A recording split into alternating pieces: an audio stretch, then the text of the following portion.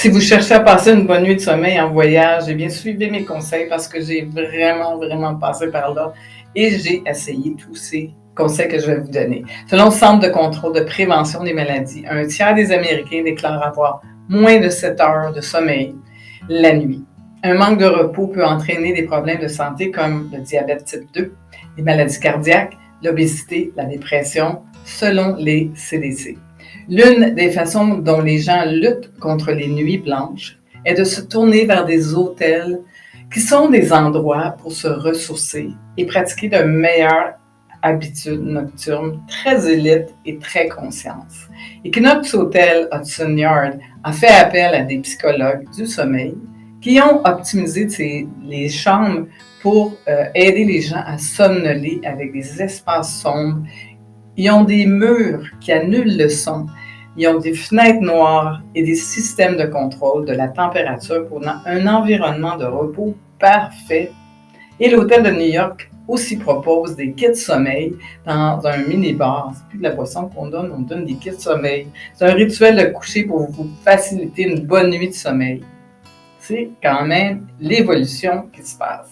Le Mandarin Oriental à Genève a développé un check-up avec un forfait à la clinique de sommeil pour aider à identifier les troubles du sommeil possibles. Le forfait comprend une étude de nuit qui enregistre votre rythme corporel, vos mouvements et d'autres paramètres. Imaginez-vous, on est rendu comme ça. L'hôtel Figario du centre-ville de Los Angeles a créé sa nouvelle suite qui se nomme « Reposez-vous et récupérez ». Quand même bien. Vous pouvez précommander un oreiller Pluton personnalisé en fonction de vos préférences de sieste afin de vous attendre dans une suite à votre arrivée. Ensuite, étalez-vous sur un matelas 8 Sleep qui utilise une technologie intelligente pour ajuster la température de chaque côté du lit. Wow! Intéressant. Le lendemain, entraînez-vous avec le miroir de fitness de force personnelle, puis utilisez les outils de récupération comme Numatech Deep Pair Rights. Quand même bien. Vous voulez bien dormir en voyage, mais cela peut être très difficile pour beaucoup de gens. Entre les décalages horaires, un horaire alimentaire perturbé, assis au même endroit pendant des heures et d'autres perturbations. Et essayer d'avoir un 7 à 8 heures de sommeil est souvent pas possible. Donc, j'ai demandé à une chercheuse du sommeil quel était son point de vue sur la façon de bien dormir en voyage. Alors, elle m'a donné des stratégies qui m'ont énormément aidé. Donc, je vous en fais part.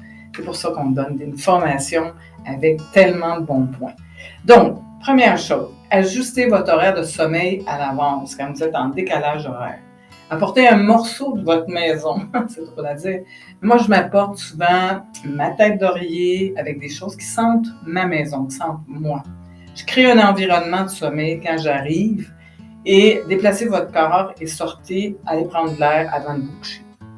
Mangez selon votre horaire, un horaire plus régulier. Essayez, c'est souvent difficile pendant les premiers jours, mais ça l'aide beaucoup. Soyez cohérent avant, pendant et après votre voyage. Si vous voyagez dans un fuseau horaire différent, il peut être utile d'ajuster votre horaire de sommeil à l'avance. Commencez par rapprocher l'heure du sommeil, du coucher et le réveil des heures que vous aurez à votre prochaine destination. Cette méthode est plus utile si vous restez au même endroit pendant plus d'une semaine, parce qu'après ça, c'est un peu difficile. Sinon, au moment où vous vous adaptez, il sera temps de rentrer à la maison.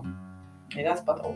Vous pouvez également apporter quelque chose de la maison qui rappelle à votre cerveau l'heure du coucher et aide à se préparer pour le sommeil. Ceux-ci peuvent inclure un oreiller, une couverture avec des odeurs familières, des pantoufles. Moi, j'aime bien avoir ma doudoune avec moi. Ça fait partie d'une routine habituelle, donc ça va aider votre cerveau à bien dormir.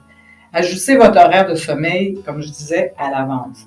Si vous voyagez qu'un à 2 fuseaux horaires, vous pouvez probablement passer à l'astuce suivante que je vais vous donner. Cependant, si vous êtes à 3, 4 ou plusieurs fuseaux horaires, modifiez votre horaire de sommeil pour atténuer les décalages horaires, parce que ça tue vraiment. Commencez par déplacer vos heures de coucher et de réveil de 15 à 30 minutes plus près de votre heure habituelle et plus près de votre destination. Je ne sais pas si vous me suivez, mais ça l'aide beaucoup. Cette méthode est également plus utile si vous serez dans votre région pendant plusieurs semaines. Sinon, au moment où vous vous ajustez, il est encore temps de rentrer à la maison. Apportez votre chandelle, c'est pas grave, ça ne prend pas de place dans la valise. Recherchez des petits articles qui peuvent aider votre destination de voyage à être comme si vous étiez à la maison. Refaites un petit coin comme si vous étiez dans votre chambre. Créez un bon environnement de sommeil dès le début et un environnement frais, sombre et calme. Votre température corporelle baisse au début du sommeil et continue à fluctuer tout au long de la nuit jusqu'à ce qu'elle recommence à augmenter vers le matin. Donc, abaissez la température ambiante à quelque part entre 60 et 68 degrés pour répondre aux besoins nocturnes de votre corps. Si c'est trop chaud, votre corps ne dormira pas bien et si c'est trop froid aussi. Le calme peut être difficile à trouver si vous visitez, par exemple, la famille ou une destination très, très occupée, comme un centre-ville dans votre nouvelle place. Donc, essayez d'apporter une machine à bruit blanc. Moi, je me mets des bouchons dans les oreilles et ça m'aide énormément.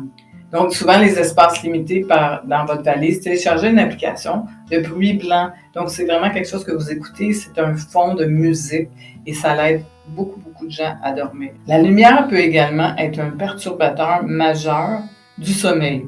À la maison, vous pouvez installer des rideaux qui coupent vraiment la lumière du jour, mais vous n'avez pas toujours cette option quand vous êtes en voyage. Donc, fermez les rideaux et faites en sorte d'empêcher la lumière. Si vous n'êtes pas sûr du type d'hébergement que vous aurez, emballez un masque de sommeil. Essayez-le avant de partir pour vous assurer que vous serez en mesure de dormir quand vous mettez ce fameux masque. Moi, j'ai un peu de misère avec ça. Bougez votre corps et sortez. Faites de l'exercice et sortir, c'est incroyablement précieux si vous souffrez de décalage horaire. Vous devez rester éveillé quand il fait clair à l'extérieur pour aider votre corps à s'adapter à la nouvelle heure locale. Vos yeux ont des photorécepteurs spéciaux qui absorbent la lumière du soleil et envoient des messages au cerveau pour supprimer les hormones du sommeil. Quelle meilleure façon de le faire qu'avoir une promenade le matin ou l'après-midi pour vous aider à bien dormir en voyage? L'exercice vous aide à rester réveillé lorsque vous êtes somnolent. Si vous voyagez assez loin de chez vous, il pourrait être bénéfique de remplir votre premier jour avec des visites, plein d'activités et gardez-vous occupé, allez à la piscine, allez à la mer et bougez. Vous serez tenté de faire une sieste, je vous le dis. Mais vous savez, si vous avez une réservation de déjeuner ou une visite au musée, vous n'aurez pas le temps de faire tout ça. Vous n'aurez pas le temps de vous endormir et ça va vous aider beaucoup avec le décalage horaire. Essayez de manger selon un horaire régulier. La lumière n'est pas la seule façon dont votre corps établit votre cycle du sommeil. Votre horaire de repas le fait aussi. Vous ne pourrez peut-être pas manger des repas à vos heures habituelles, mais essayez de les manger à intervalles réguliers. Cela peut aider votre corps à s'adapter à l'heure locale et vous aider à mieux dormir sur la route. Par exemple, souvent en Italie ou en France, les gens mangent à 8-9 heures. Nous, les Canadiens, on ne mange pas tout à fait à 7 heures, mais on doit s'adapter à l'heure locale ou l'heure où les gens mangent. Soyez cohérent avant, pendant et après votre voyage. Établissez une routine de coucher bien avant de quitter la maison. Les routines d'heures de coucher ont deux objectifs. Déclencher le début du cycle du sommeil et détendre le corps avant de se coucher.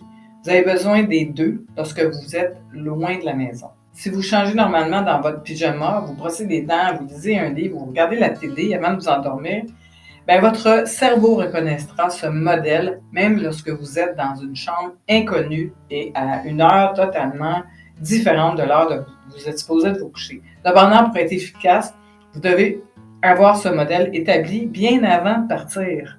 Une fois que vous avez un modèle, suivez-le pendant votre voyage et gardez-le longtemps après et vous allez être prêt pour votre prochaine aventure.